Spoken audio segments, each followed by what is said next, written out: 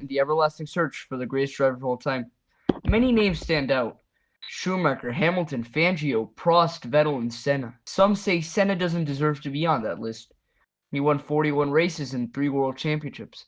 That's impressive, but everyone else on that list has at least 4. Still, those people who doubt him are just straight up wrong. Senna's tale was one fine for tragedy, one that was already great, but could have been so much more. You're watching 5 Red Lights, and this is Senna, Triumphant Tragedy. And it's lights out and away we go. Here it's Spa. He wins it, Monza. Sebastian Vettel, you are the world champion. Right, it's Verstappen. Far enough back. He's going to make the run down the inside. Hamilton sees it coming. It's a late lunch by Verstappen. Ailton Senna da Silva was born on March 21st, 1960 in Sao Paulo, Brazil. He and his siblings were born into a wealthy family. He got his first kart at the age of 10. Just 3 years later, he would win the South American Karting Championship. In 1981, he moved to the UK to race in Formula Ford. For those unfamiliar with Formula Ford, it's basically what F4 or F3 is today. The following year, he would win both the British and the European F4 championships. In the British one, he won 16 out of 18 races and finished on the podium in all 18, while winning 6 out of 8 races in the European Championship. After that, he would go on to win British F3 and the prestigious Macau Grand Prix. His impressive junior career attracted the attention of the Tolman F1 team, who signed him for 1984. Senna's rookie season was nothing short of spectacular. He achieved 3 podiums in one of the worst cars in the grid in his rookie season. That's like if Logan Sargent got a few podiums last year. Senna's rookie season was full of amazing performances, but one stands above the rest. Senna qualified 13th, while his future teammate Alain Prost qualified on pole. With heavy rain on the track, the likelihood of drivers making mistakes was a lot higher. This was shown when both Renaults crashed into turn 1, causing a huge pileup which promoted Senna to 9th. 5 other drivers would retire because of the slippery conditions, but Senna didn't get his first podium because everyone else retired. He did so because of a special trait he had, one that would be his greatest strength throughout his career: his wet weather racing. While others struggled for grip, Senna could drive almost as fast in the wet as he did in the dry. His incredible pace let him cut through the field like a knife through butter. By lap 16, Senna was in 4th, while future world champion Nigel Mansell led the pack. Coming through turn 3, he spun out and lost his rear wing, forcing him to retire from the race, giving the lead back to Prost, and promoting Senna to 3rd. 3 laps later, Senna overtook 3-time world champion Niki Lauda. By lap 31, Senna was 11 seconds behind Prost and catching up fast. In 3 laps, he would be within striking distance. But by lap 32, the race would be red flagged because of the intense rain. It seemed Prost had won, but going into the final straight, his car started slowing down. He was barely able to cross the line, denying Senna his first win. During his rookie season, Senna impressed many of the top teams. That included Lotus. Despite not winning a race, Lotus was the 3rd fastest team in '84. So when Senna got an offer to join them in '85, he had to say yes. Despite never winning a championship with Lotus, Senna got 6 wins, while both his teammates got 1.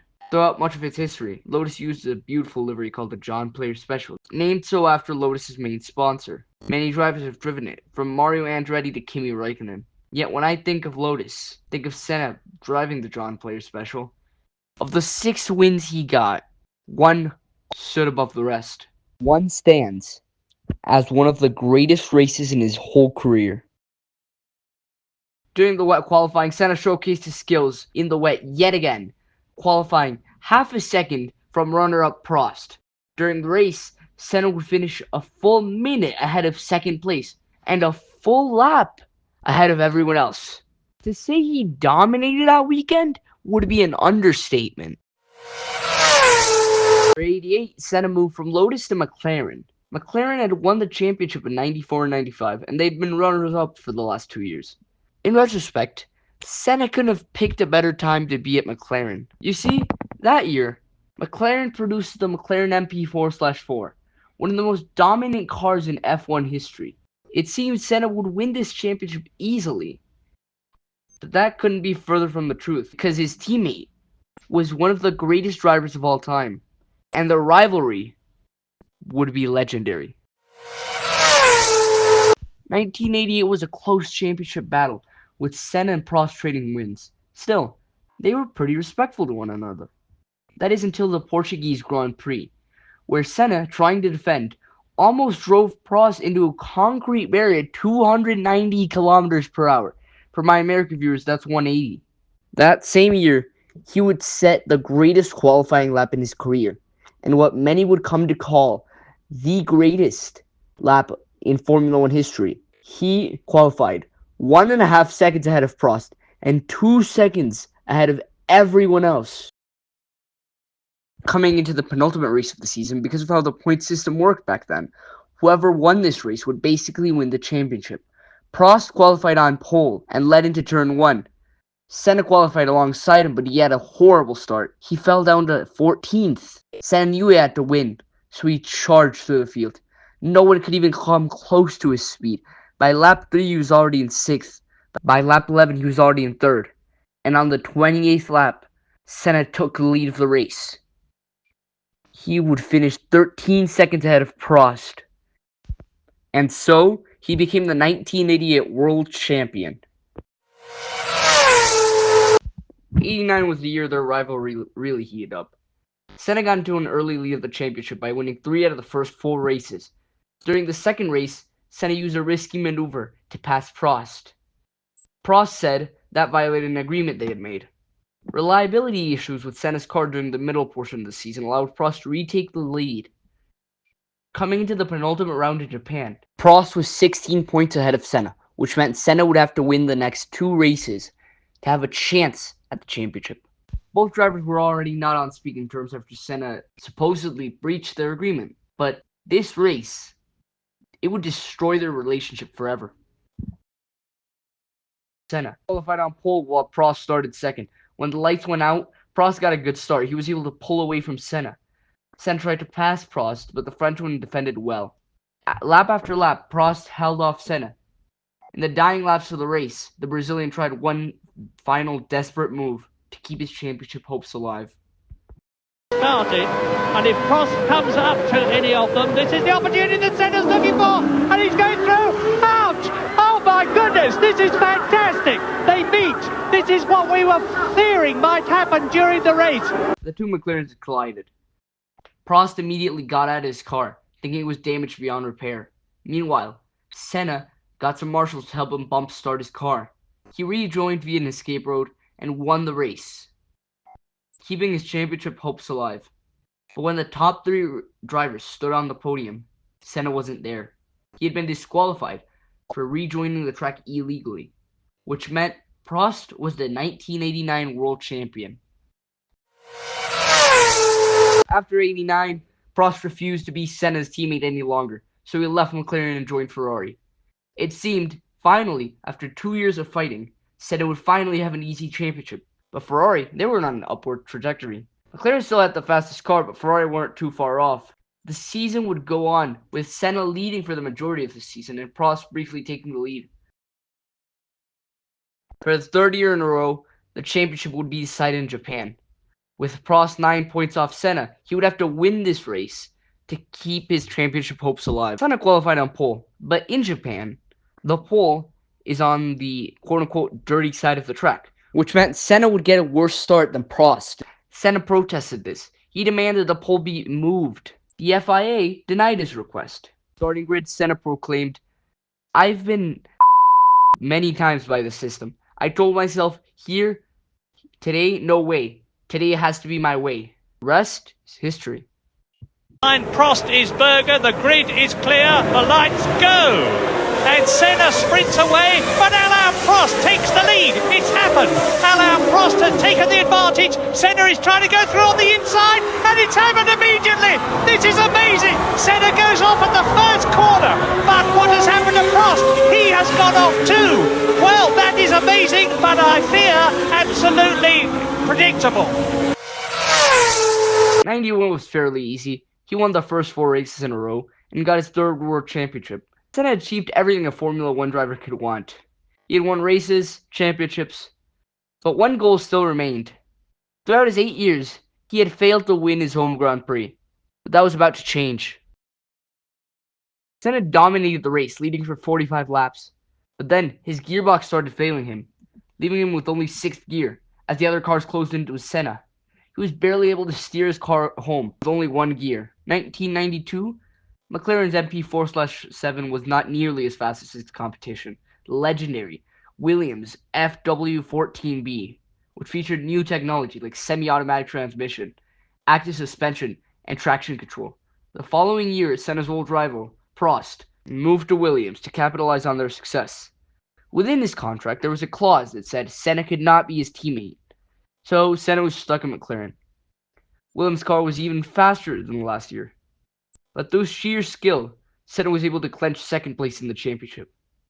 In that same year, Senna would have the greatest lap in his career. A lap so incredible, F1 fans call it the lap of the gods. Senna qualified third, but he had a bad start, bumping him down to fifth. In the heavy rain, he demonstrated his wet weather racing once again.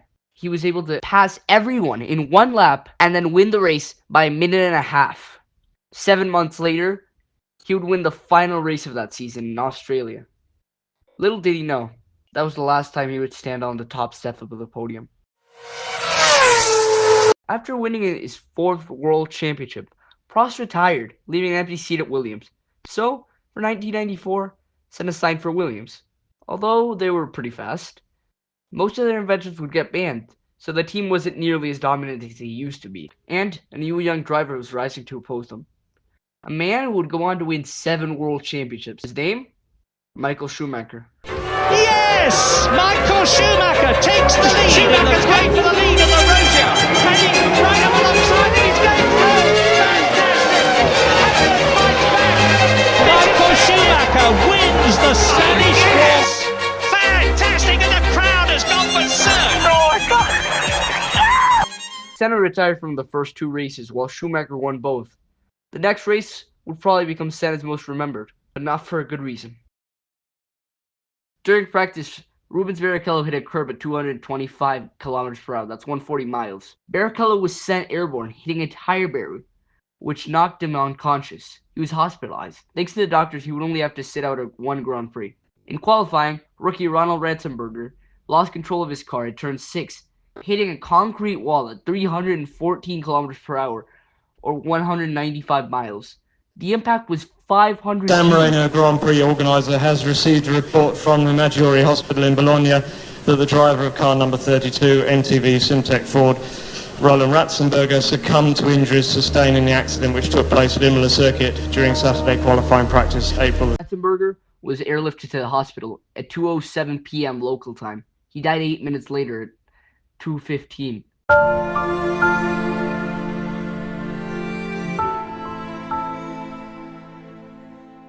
Senna was visibly devastated. The next day, he would speak to Prost for the first time in years, discussing how the FIA should improve safety.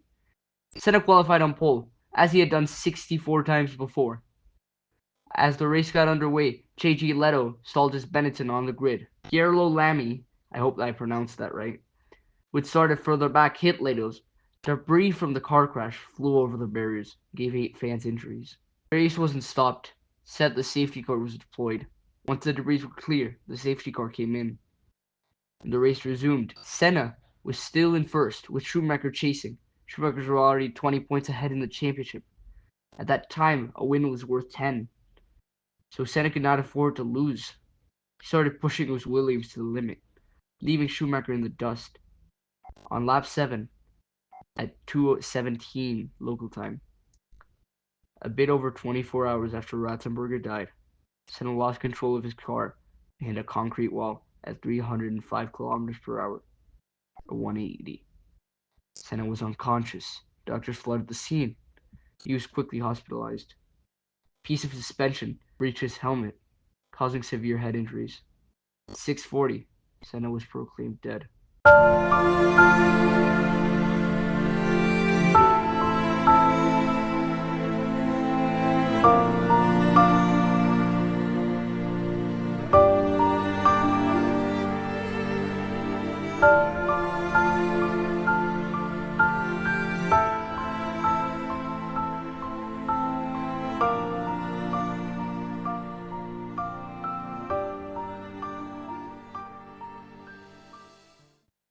3 million Brazilians lined the streets of São Paulo, paying respect to the fallen legend.